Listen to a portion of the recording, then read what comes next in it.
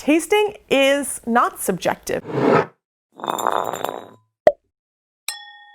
Welcome to Learn Wine with Caroline. In our previous two videos, we talked about how to set up your tasting, how to analyze your wine by sight, and all about smelling. So make sure to go back and watch those. Today, we're going to talk about the palate and the information that you're getting in your mouth.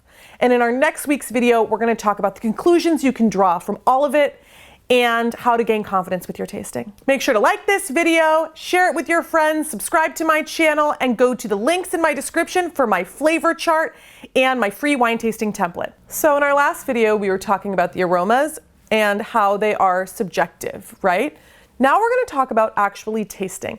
Tasting is not subjective. This is objective. When we're tasting, we're worried less about the flavors, which normally will match the aromas. If they don't, that's interesting and you should write it down, but usually they pretty much do.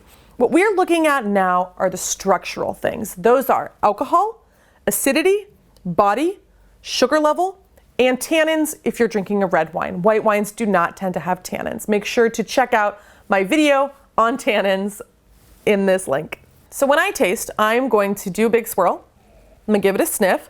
I'm gonna take a big sip and I'm gonna swish it around in my mouth. It's gonna get under my tongue. It's gonna get between my teeth and my lips. I'm gonna keep it there for a while, okay?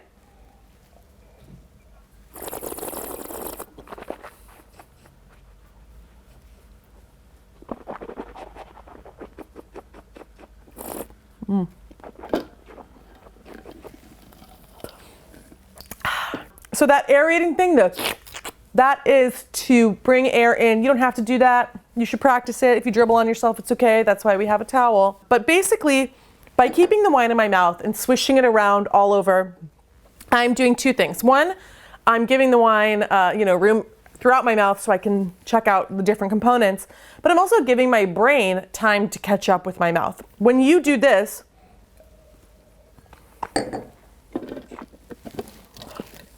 there's no time to think about what's actually happening, right? Or if you're swallowing, which you shouldn't be because you can't be drunk and learn. You need to take time to really swish it around in your mouth. And what I learned from that about this wine is that it has normal, medium alcohol. It is light bodied. It has low tannins. It has high acidity. And it's dry, which means it has very little to no residual sugar. And those are things that are all measurable, right? You can measure sugar level, you can measure alcohol, you can measure the viscosity, you can measure tannins, you can measure acidity. All of these things are objective, they are measurable. And so don't think that all of wine tasting is bullshit. Only half of it is bullshit, okay? This part is not bullshit, and it is learnable, but again, it takes practice. So this is my Beaujolais. It's a really light red, and it's very consistent. Let's try the Chianti.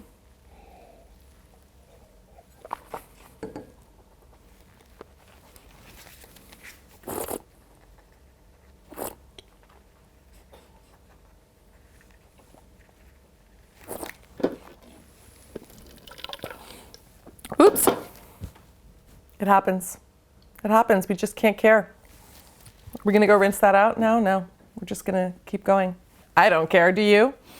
So basically, these two wines are very different. And by tasting both of them, I can talk about the differences. You know, this one has a lot higher alcohol. It has a fuller body. It has more tannins. It's allowing me to discover the differences by having them side by side. When we talk about a wine, if I gave you one glass of wine and I was like, tell me what the body on this is, you're like, oh, I don't know. But if I give you two glasses of wine that are totally different, it becomes a lot easier for you to be like, okay, this one is full and this one is not. And so that is why comparative tasting is so important. And really, it allows you to pick up on those big differences. And really, the structural differences are what affect food and wine pairing more than the flavors in some ways. They're what really make a wine stylistically different. And it's really important to be able to understand what those words mean. What is a full-bodied wine? Where does the acidity come in? What is sweetness and dryness? And to do that, you have to taste. These are both dry.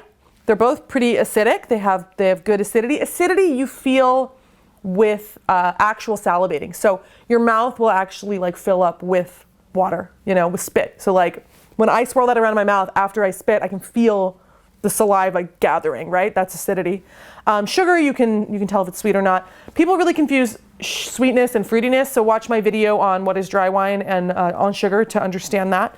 But alcohol feels kind of like fumes. It can be really spicy. This one's definitely more alcoholic.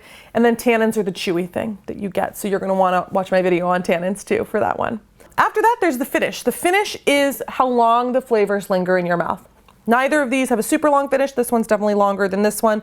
And that's another thing you're going to want to note. Long finish. And then you have a tasting note. Cheers.